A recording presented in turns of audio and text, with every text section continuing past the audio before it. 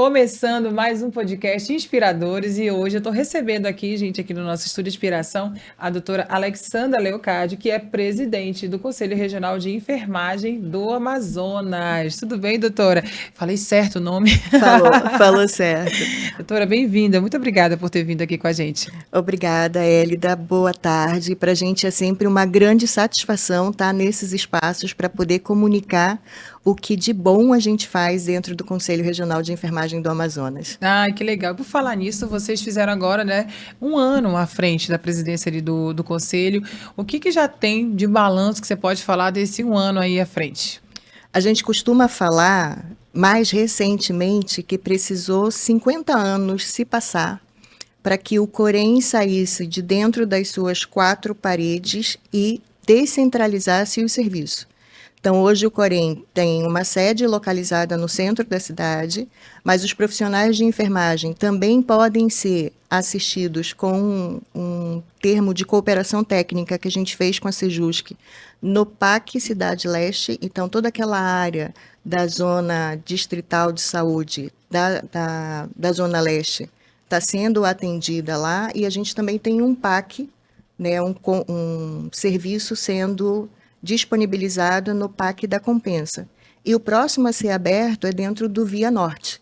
Olha que Então, legal. a gente descentralizou esse serviço para que as pessoas tivessem mais comodidade e acesso ao que o Corém pode disponibilizar para esses profissionais. E, além disso, por conta desse termo de cooperação, a gente conseguiu abrir recentemente em Parintins, abriu em Tefé, está caminhando para Itacoatiara, caminhando para Manacapuru e caminhando para Presidente Figueiredo, porque a gente sabe que o acesso geográfico nosso é muito limitado, a gente tem muito mais hidrovias do que estradas. Sim. E deixar o Corém mais próximo desses profissionais para a gente é uma felicidade imensa. Então, isso tem facilitado, né, que os profissionais tenham acesso aos serviços, né, do conselho, que eles necessitam, porque quem vai no conselho porque está precisando de ser atendido em algo, Exato. né, facilitou esse acesso e facilitou também o atendimento, né, que antes era só no centro de Manaus, né? Isso. E aí, com isso, a gente também observou a necessidade de que o horário comercial ele fosse atendido, né? Então, o Corém deixou de fechar as portas às 15 horas, porque era fechado às 15 horas, e passou a fechar só às 17 horas, atendendo todo o movimento comercial. Então, ampliou esse horário de atendimento. Isso não só na sede, como no PAC também, que funciona até às 17 horas. Para a gente é um ganho muito grande, porque o profissional tem mais 2 horas para ser atendido, e dentre o atendimento, a gente não pode fugir da era digital. Então, hoje, o Conselho Regional de Enfermagem é todo digital. Então, a gente tem um sistema único de gerenciamento de enfermagem, onde o CIGEM, que é o nome desse programa, ele está no teu celular, ele está no teu tablet, ele está no teu notebook, você pode fazer esses serviços. A gente tem o SEI, que é um sistema de informação que faz o gerenciamento de documentos. A gente tem o SCDP, que faz o controle de diárias e passagens quando é necessário. A gente tem o Implanta, que é um sistema que faz todo o controle de orçamento, despesas e finanças. Então, isso para a gente é mais do que falar de uma gestão transparente. É falar de uma gestão que é comprometida com os profissionais de enfermagem, para eles saberem o investimento que eles fazem no pagamento da sua anuidade, no que está virando isso para eles. Então, para a gente é uma felicidade só. E é um avanço muito grande de todos os órgãos, né? Porque antigamente não se tinha, né, tudo isso tão aberto. Eu acho que havia muitos questionamentos e hoje está tudo lá, né, online, tudo lá disponível para qualquer pessoa acessar, tanto no viés da transparência, como também, né, de estar envolvido ali no projeto, né? Agora, você está falando do universo, são quantos profissionais hoje no Amazonas, doutora? Hoje nós somos quase 67 mil profissionais de enfermagem, entre enfermeiros, técnicos e auxiliares de enfermagem. É um dos maiores conselhos? Não, nós Não. somos considerados um conselho de médio porte, mas na região norte nós somos o segundo maior conselho. Olha só, O primeiro é o Pará. Isso. E as demandas hoje, né? A senhora assumiu no ano passado. Quais as principais demandas hoje que o Conselho recebe mesmo dos profissionais de enfermagem, de um modo geral, que acredito também, as bandeiras de luta de vocês? A gente tem na próxima semana um movimento nacional muito grande pela PEC 19, que é onde atrela o piso salarial com a carga horária que a gente sempre lutou, uma luta de décadas por 30 horas semanais.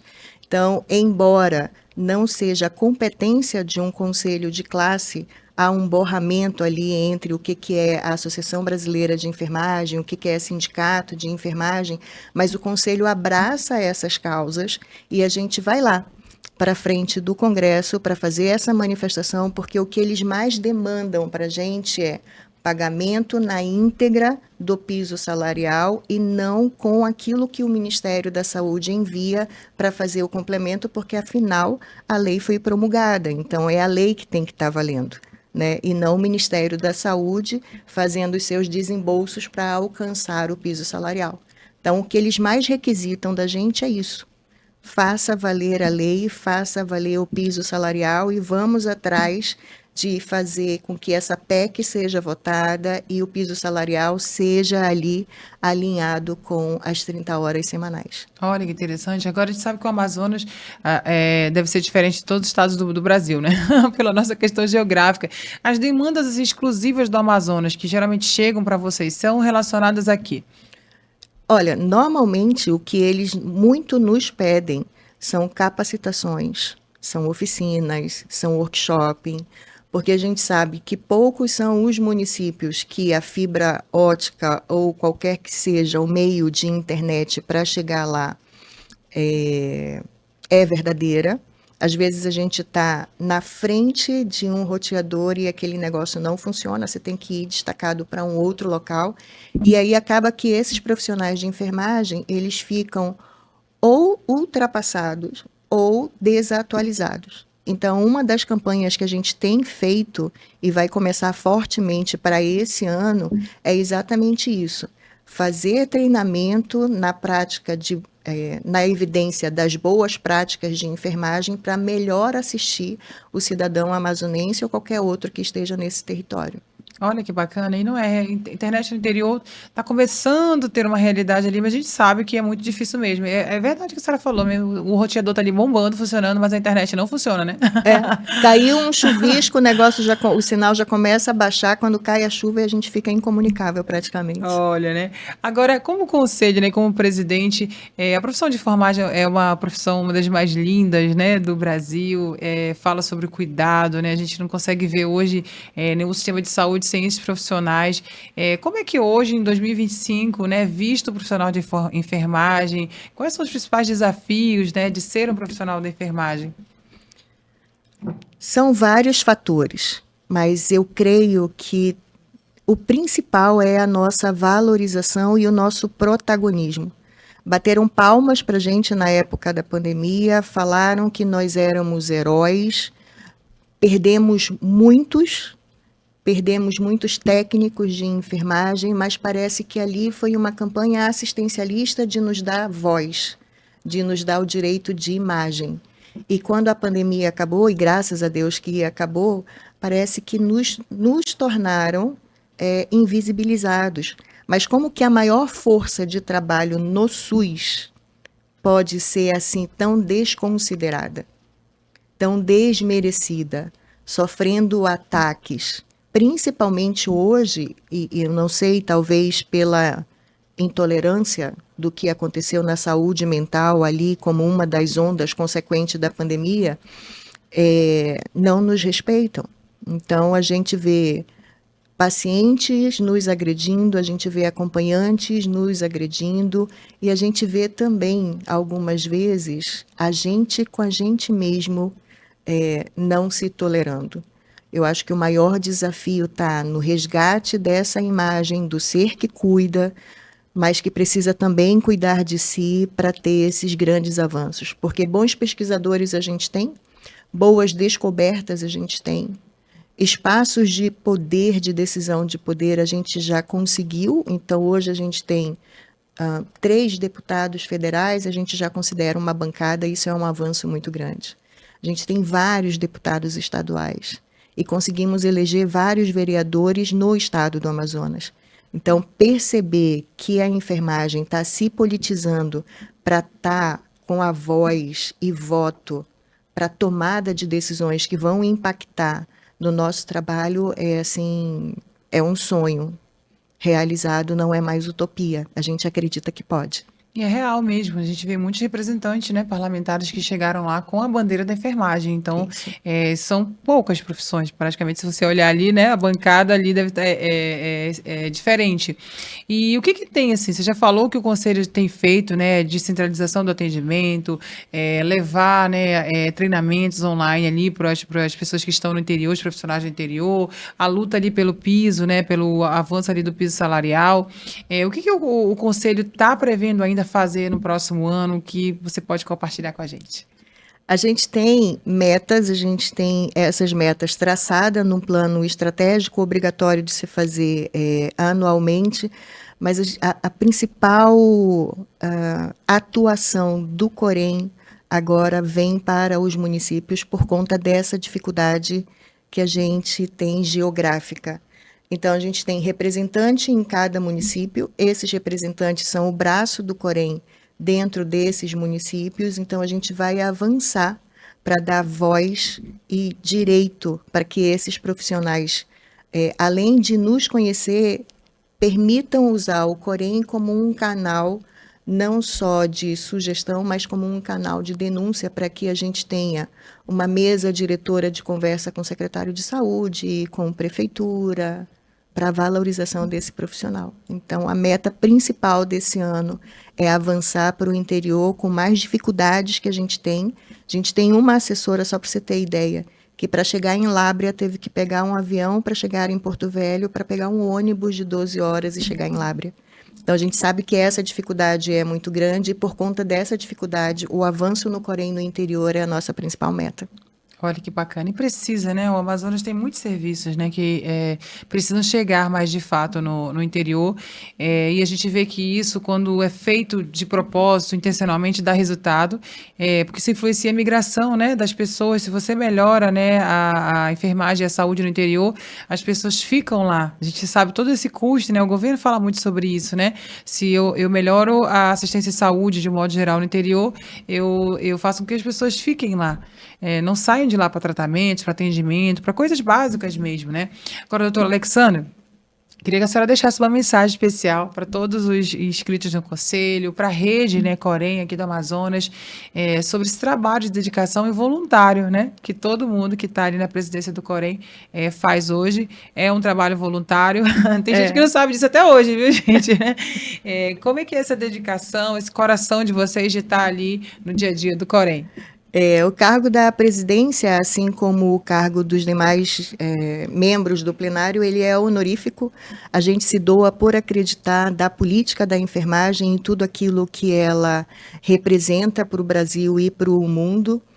E o que a gente pede é acreditem no Conselho Regional de Enfermagem, acreditem na gestão, acreditem naquilo que a gente se propôs na campanha e que de fato está fazendo com muito zelo, com muita segurança e com muita responsabilidade.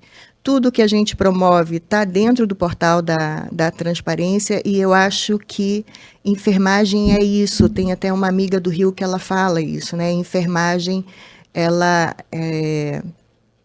conversa com resistência, enfermagem conversa com coragem, enfermagem conversa com desafio, enfermagem conversa principalmente com aquilo que se acredita e que se é possível conseguir.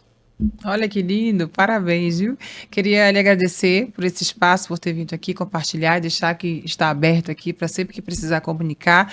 Eu acho que é o desafio dos conselhos, né? As pessoas estão online, então a gente precisa ir para o mundo online mesmo para chegar lá. E fico feliz de saber, né? É uma gestão aberta, transparente, tá tudo ali online.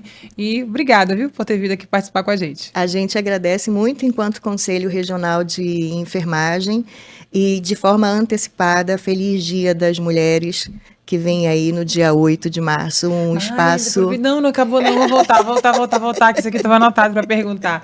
Aproveitando, por falar o 8 de março mesmo, doutora Alexandra, quando eu vejo uma mulher, né, à frente do conselho, eu já fico pensando, nossa, que protagonismo, né? Porque realmente os espaços de poder, gente, a gente sabe no Brasil e no mundo, né, tem uma dívida muito grande com as mulheres. Eu que sou empresária, por exemplo, é assim, né, 20% só em qualquer reunião de empresários, nós somos 20%.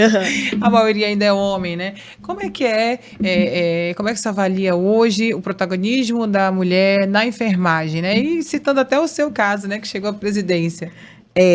O Corém, há mais de 10 anos, não tinha uma presidente mulher à frente do conselho, né, da autarquia, e às vezes eu me pego pensando, assim, numa mesa onde os assessores, na sua grande maioria, é homem, e eu fico pensando, nossa, não é tão difícil se a gente tem competência.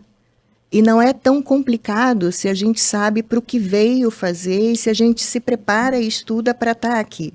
Então, quando você está preparado para isso, para exercer a presidência, você ganha o respeito independente do gênero, sabe? A gente consegue avançar.